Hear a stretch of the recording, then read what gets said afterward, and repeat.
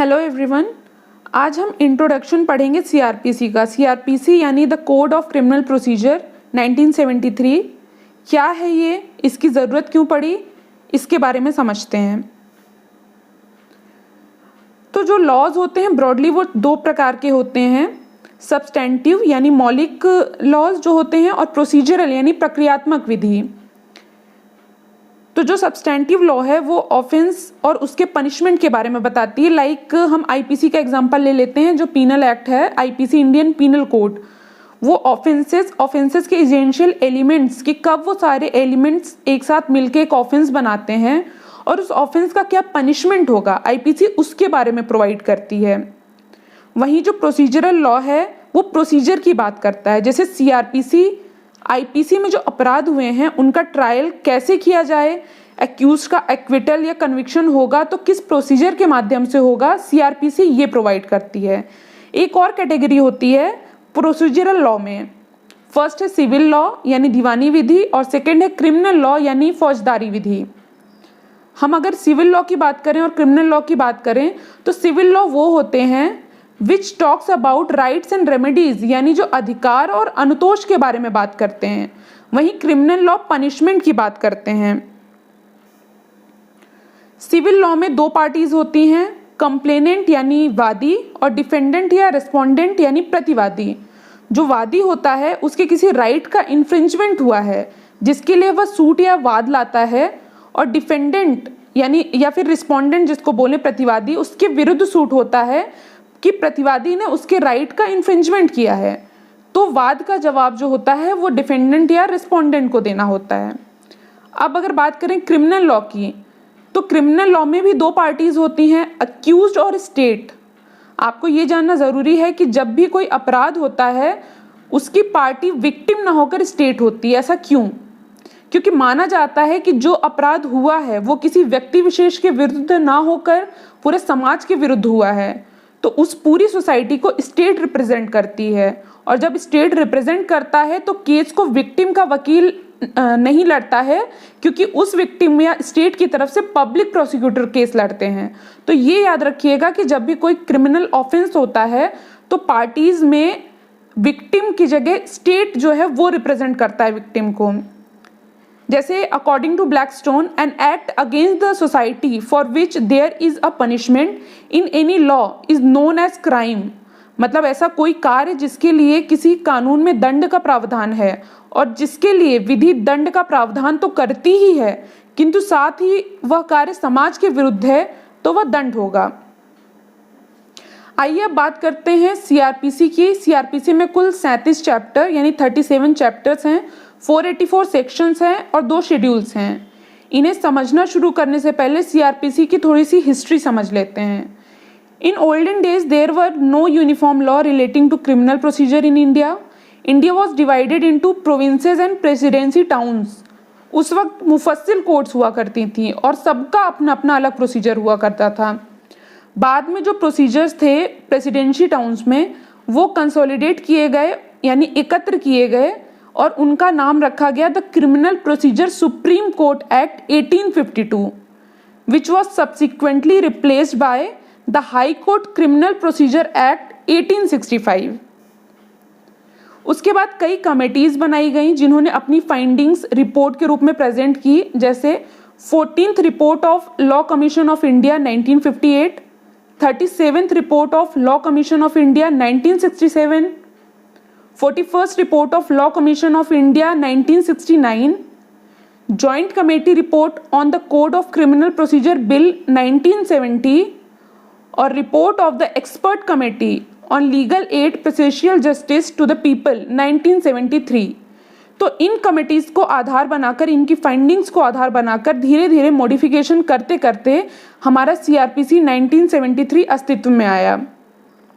CrPC 1973 के पहले CrPC 1898 हुआ करता था, जिसे रिपील करके सीआरपीसी 1973 एनफोर्स्ड यानी लागू हुआ।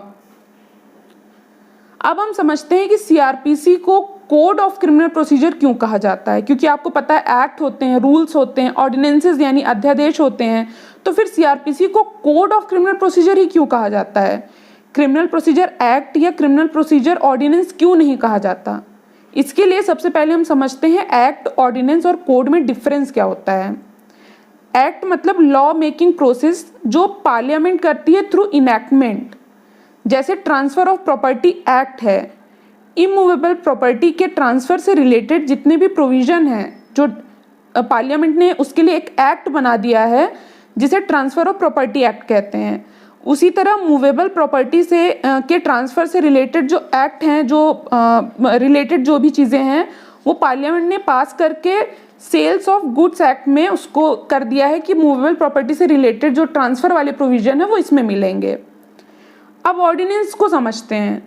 कॉन्स्टिट्यूशन में आर्टिकल 123 में प्रेसिडेंट को ये पावर दी गई है कि जब कोई बहुत ही अर्जेंट नीड हो लॉ बनाने की और संसद के सदन सेशन में नहीं है तो प्रेसिडेंट ऑर्डिनेंस के थ्रू लॉ बना सकता है, और वो ऑर्डिनेंस जब तक संसद के दोनों सदन सेशन में नहीं आ जाते तब तक प्रभावी रहता है।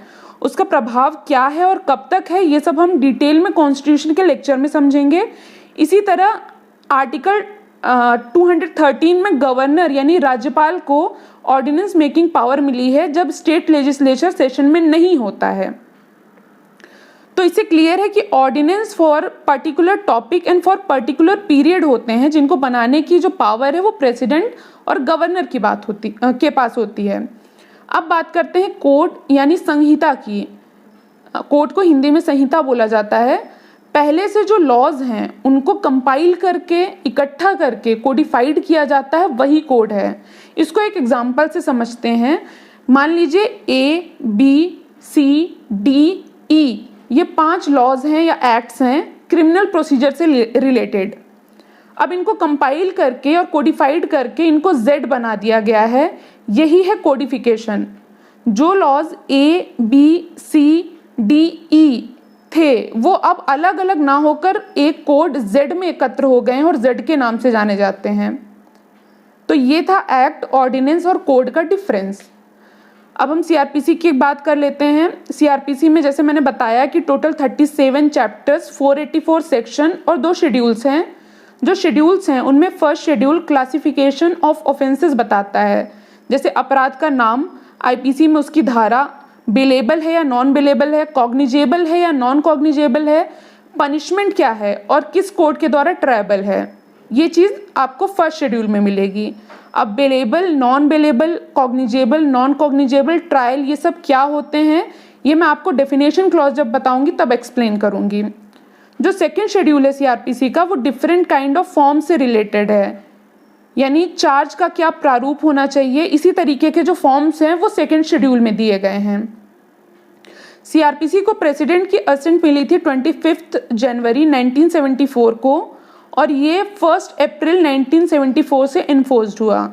इसका प्रेम्बल कहता है an act to consolidate and amend the laws relating to criminal procedure, मतलब दंड प्रक्रिया संबंधी विधि का समेकन और संशोधन के लिए अधिनियम। तो ये था सीआरपीसी पर first lecture, that is introduction of CrPC.